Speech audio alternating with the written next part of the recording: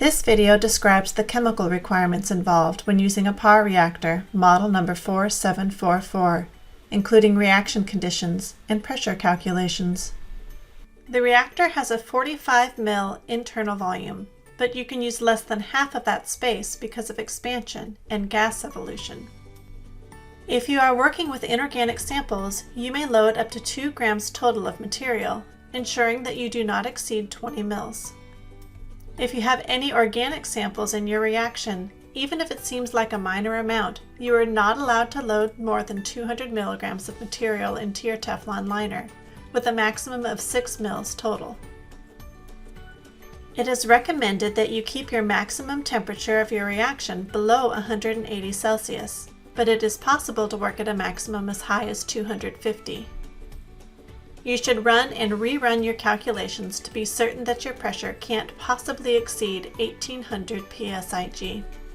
This chart is important and easily available on the Parr Reactor's dedicated manual website for your reference.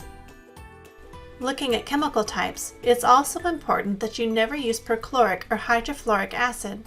You are also not allowed to combine fats, fatty acids, glycerin, or cellulosic materials with nitric acid in these reactors. These combinations at elevated temperatures and pressures produce nitro compounds that are highly explosive. If you know the chemicals you want to use are allowed, how can you tell if your reaction will be safe? Let me walk you through an example found in the literature.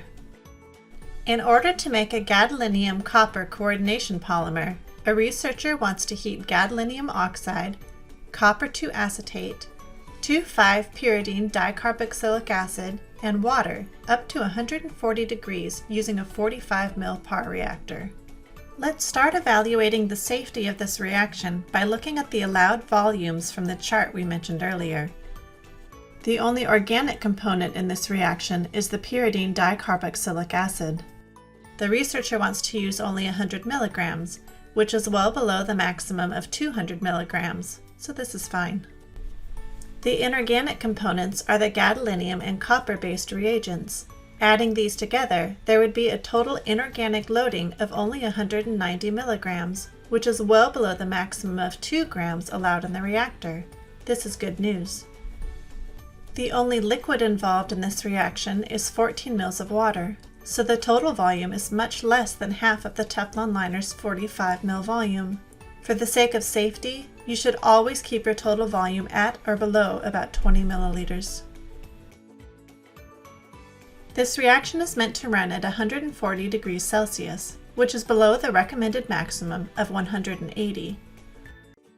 All that is left now is to calculate the maximum expected pressure, which needs to be below 1800 psig. Now we need to consider the reactions that would take place during heating if this was approved to run. Let's consider the inorganic compounds first. In order to complex with the pyridine ligand, the gadolinium must lose its oxide in the form of water, so we need to calculate the water produced, assuming that all of the oxide reacts. The math looks like this. 0.25 millimoles of gadolinium oxide is multiplied by a 3:1 ratio of water to gadolinium, and this gives us a 0.75 millimolar value of water. Now let's take a look at copper acetate.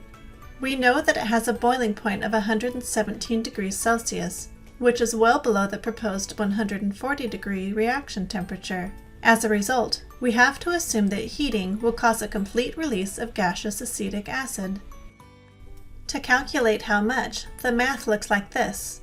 0.5 millimole of copper acetate is multiplied by a ratio of 2:1 of acetic acid to copper acetate. This gives a total of 1 millimole acetic acid. Now let's look at the organic component. The safety data sheet shows that the pyridine compound has a melting point of about 240 degrees Celsius, and there's no information available on the boiling point. This means that at the 140 degree reaction temperature for this reaction, the 2,5-pyridine dicarboxylic acid will not volatilize, so we can ignore its pressure contribution in our calculations.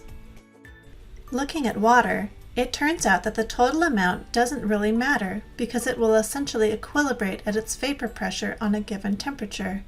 regardless of the volume, though you should remember to never fill your reactor more than halfway. We need to look at a table to determine the pressure of water in the reactor. It is possible that the oven will exceed the intended 140 degrees Celsius in this reaction. So to be on the safe side, we will run our pressure calculation assuming that the reactor reaches as high as 160 degrees. As you see on the table, water heated to 160 degrees Celsius has a kPa value of 618.23, which is equivalent to roughly 89.7 psi. Now that we know the pressure contribution from water, we need to calculate the pressure that will be produced from the acetic acid gas. This calculation comes from the ideal gas law, so P equals nRT over V. P is the pressure that we are solving. N is the molar concentration of acetic acid. Remember that 1 millimole is equivalent to 0.01 moles. R is a constant. T is the temperature in Kelvin. Remember to convert from Celsius to Kelvin, you just add 273.15. And V is the volume in milliliters that the gas will fill, which in this case is the 45 mL of the Teflon liner. This gives us a value of 763 kPa for the pressure contribution of acetic acid. You should recall that 1 psi is equal to 6.895 kPa. Using this conversion, we have a pressure of 110.7 psi.